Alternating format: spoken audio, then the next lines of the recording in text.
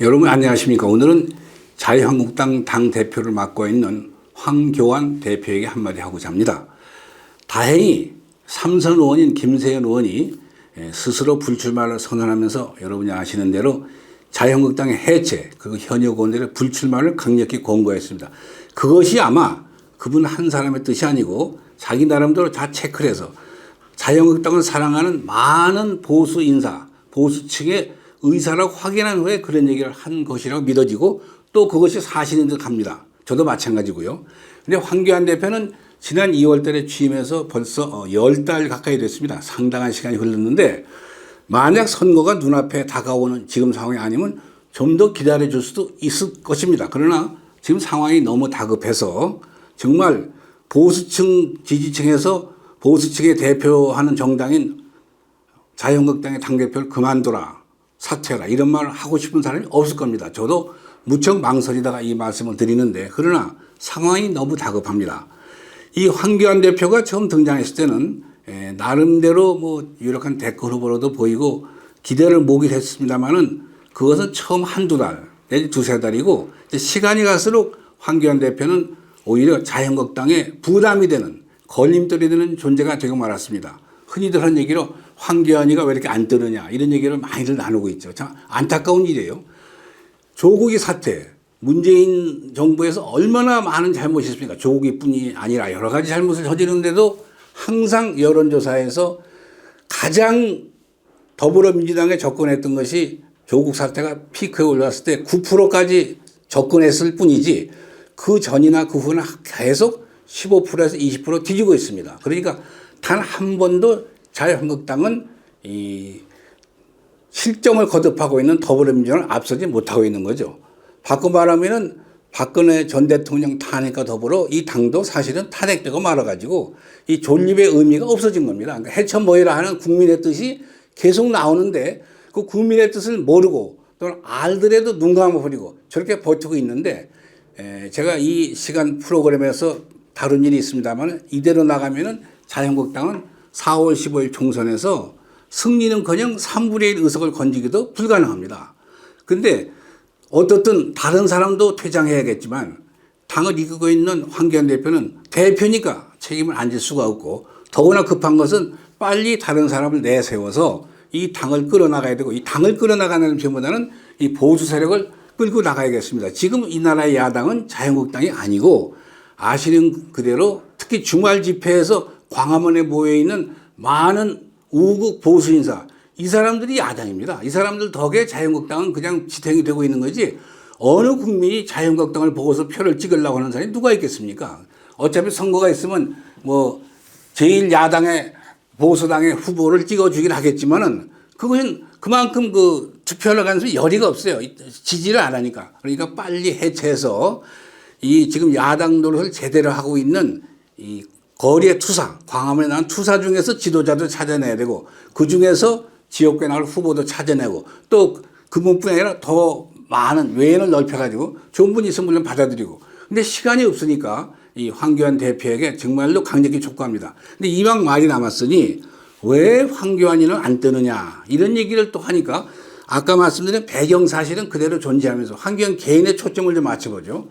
그러면 여러분은 박근혜 전 대통령 탄핵 과정을 생각하시면 될 거예요.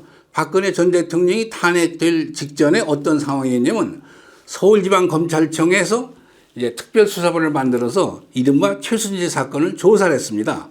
그때 서울지검장 이영렬이, 그 다음 검찰총장 김수남이, 법무장관 김형웅이, 그 다음에 국무총리 황교안이, 그 위에 이제 박근혜가 대통령으로 있는 상황, 그 하이라키 체제하에서 박근혜가 관련된 최순실 사건을 조사해서 기가 막힌 거는 기소를 했는데 10월 18일인가 그 기소한 공소장에 뭐라고 되어 있냐면 다 아시는 얘기예요.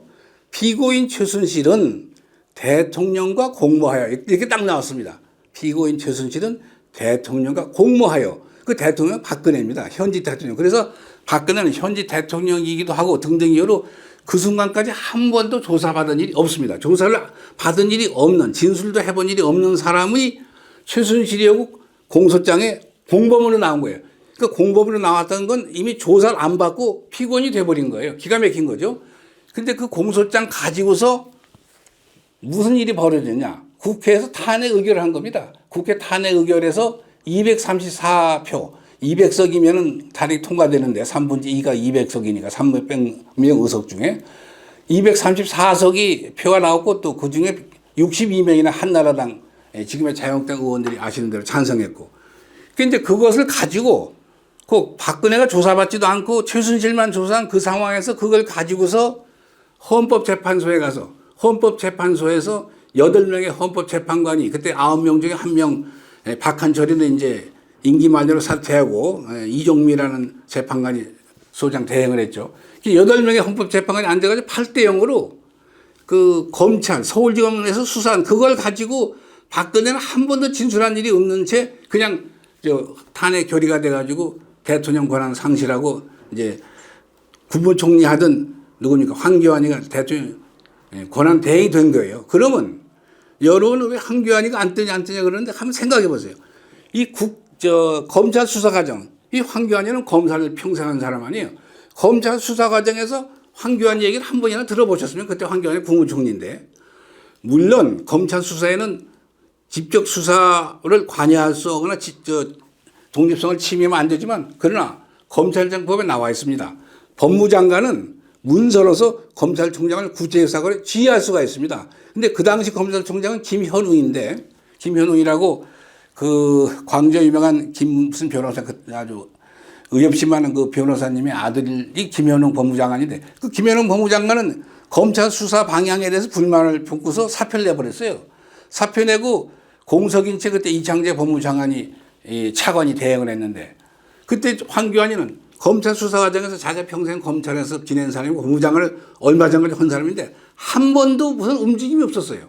그리고 이제 이것이 국회로 탄핵 의결을 받기 위해서 넘어가니까 국무총리는 대통령 보좌에서 국정을 총괄하는 사람이니까 국회에 나가서 무슨 움직임이 있어야 될 거 아니에요.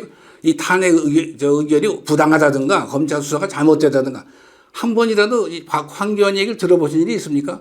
그러고 나서 이제 헌법재판소로 갔는데 헌법재판소 자기도 법률을 공부한 사람인데 뭘 했습니까? 아무것도 한 거 없고. 그러니까 사람들은 자꾸 그래요. 황교안이가 왜 안 뜨냐. 안 뜰 수밖에 없는 게 황교안이는 원래 아무것도 안 하던 사람이에요.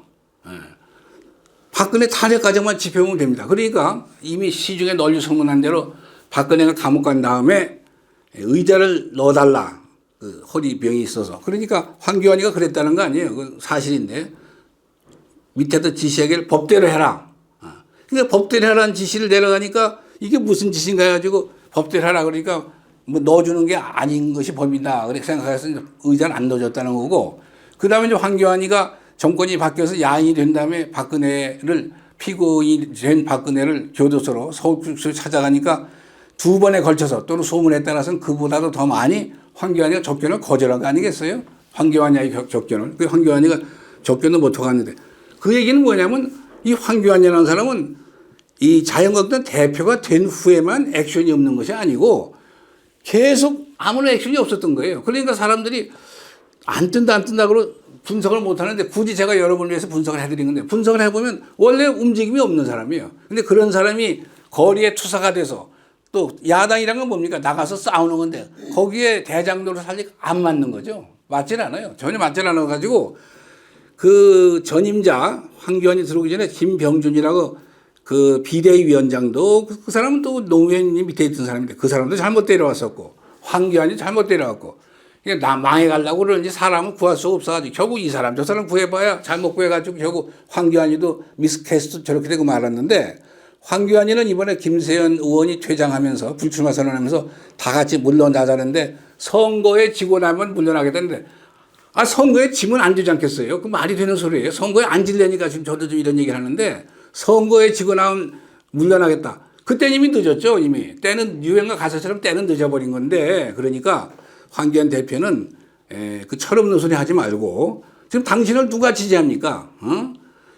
많은 사람들이 황교안이가 광화문 집회에 나오면 그러잖아요. 황교안이를 보는 게 아니라 다른 연단에선 강사들을 더 박수를 많이 보내고 황교안이보다는 정광훈 목사 쪽에 훨씬 사람이 많지 않습니까? 또 김문수 지사 쪽에 사람이 많고. 그러니까 이미 황교안이는 이 나라의 야당의 지도자도 아니고 거리의 투사도 아닙니다. 그러니까 이런 걸 생각해서 저는 특정인 황교안을 비난하고자 하는 것은 아니고 나름대로 고생을 했고 그동안 투쟁을 했겠지만 굳이 정치를 더 하려면은 이제 황교안 대표는 물러나서 언론에서 소위 험지라고 하는데 조금 자유한국당 후보가 당선되기 어려운 지역을 골라가지고 나가서 정치를 처음부터 새로 시작해서 지역구 의원부터 확실히 투쟁을 해서 올라오는 그런 것이 남은 길이고 그것조차 싫으면 완전히 정치에서 손을 끊고 어떻든 황교안 대표는 지금 이 나라의 자유한국당 뿐만 아니라 이 나라 보수 세력에게 짐이 되고 있습니다. 아무런 도움이 안 돼요. 그러니까 빨리 물러나서